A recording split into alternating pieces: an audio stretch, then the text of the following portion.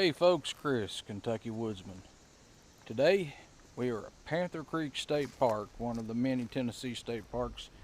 This particular park sits right on Cherokee Lake.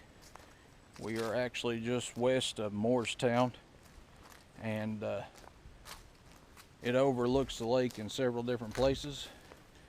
We are on the Overlook Loop Trail right now, and we're going to head out to the Overlook. Stay tuned.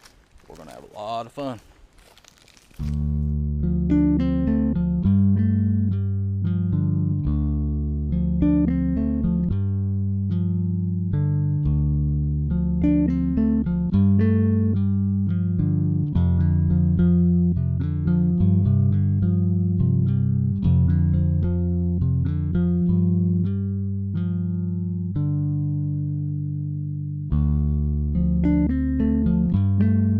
You know, as I've said in several of my other Cherokee Lake videos, Cherokee has a lot of really good opportunities for anything you may like to do.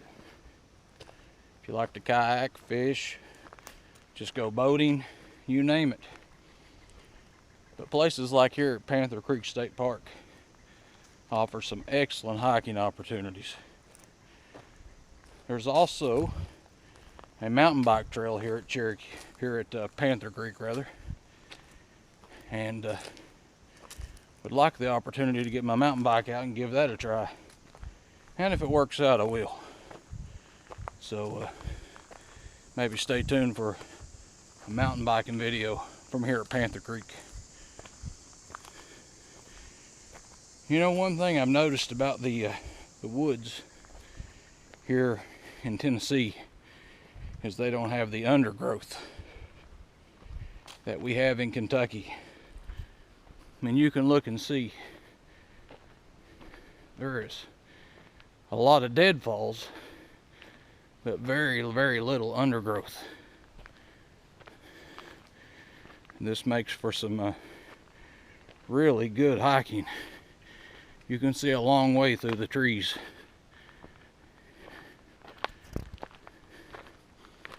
We are on the Overlook Point Loop Trail, and we are currently heading toward the Overlook. So stay tuned.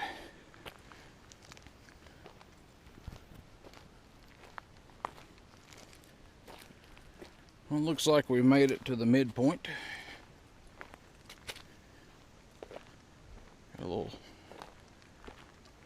small shelter out here to sit in and stop and enjoy a view of the lake. Looks like the view is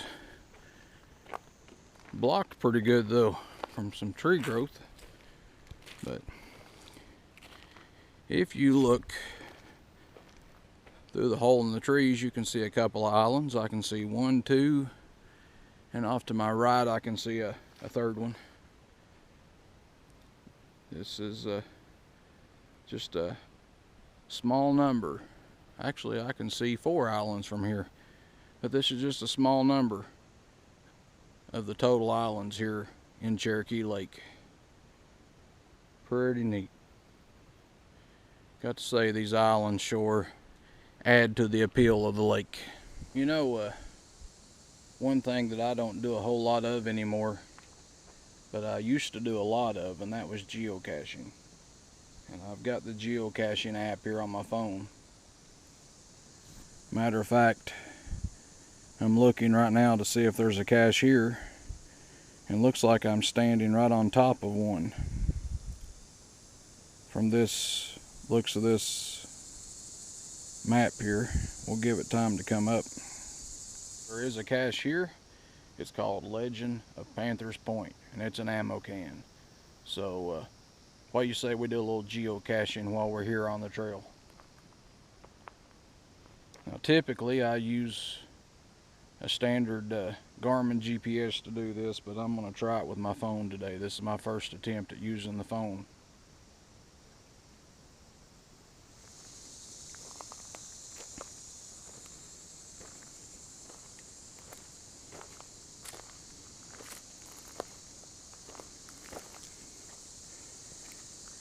According to this, I'm 293 feet from the cache. I don't know how well you can see my phone right now, but we're getting there. Does anyone see any good place to stash a geocache?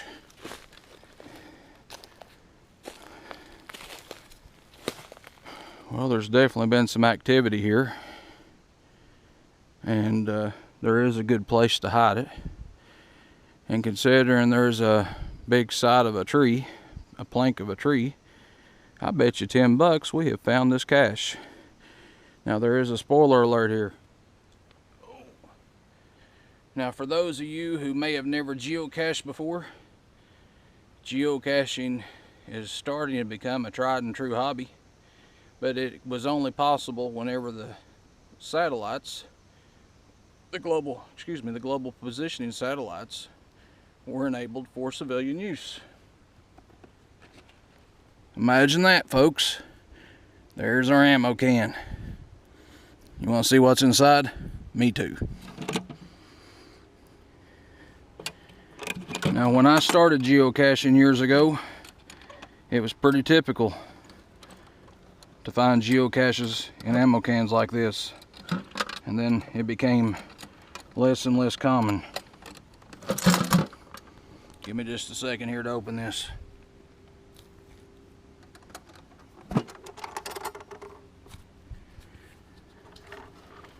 So here's a geocache. And in every geocache, most of them anyway, you will find trinkets, but you'll also find a logbook. And what you do when you find the logbook is you log your cache find. And that's what I'm getting ready to do. Now my caching name is 5CRs. You would think it would be Kentucky Woodsman, but 5CRs is the name that our family come up with when we started caching many years ago. I think probably around 2004 or 5, somewhere around there.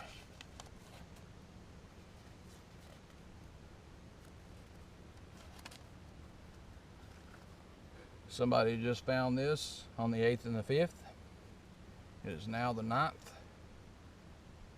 and the 12th.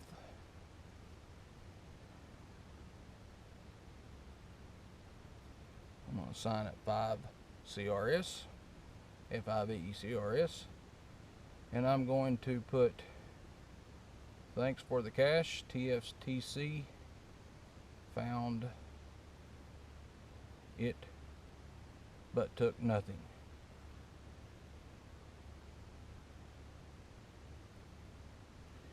And this, my friends, is geocaching. It's a pretty cool hobby. I haven't done a lot of it in the last few years. I do still do a lot of earth caching, which means you go to a set of coordinates and it will take you to a neat rock formation, or maybe an overlook, or some type of geological location. That's what I prefer, but still enjoy finding a good ammo can out in the woods every once in a while. Now, according to the trail sign, this trail should be roughly 1.5 miles round trip. It's going on 7 o'clock in the evening, so I should have plenty of time to get back out to my truck before it gets dark.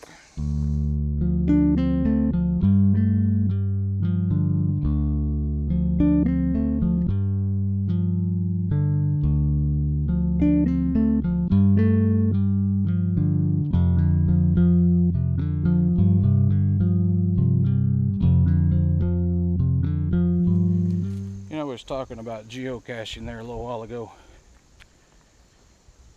and I do realize that to some of the backpacking crowd, geocaching is frowned upon.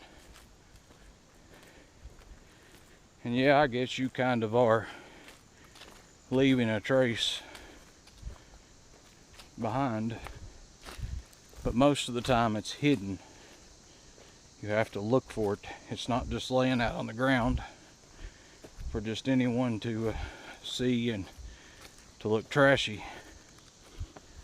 But the way I see it, because of geocaching, my daughters and my son still love hiking and backpacking to this day. Now, would they have had it not been for geocaching? That's out for debate. But I'm sure it played a role in their love of hiking, at least to some degree. So don't be too quick to knock the hobby. It's not all bad. Maybe it's not all good, but it's not all bad either.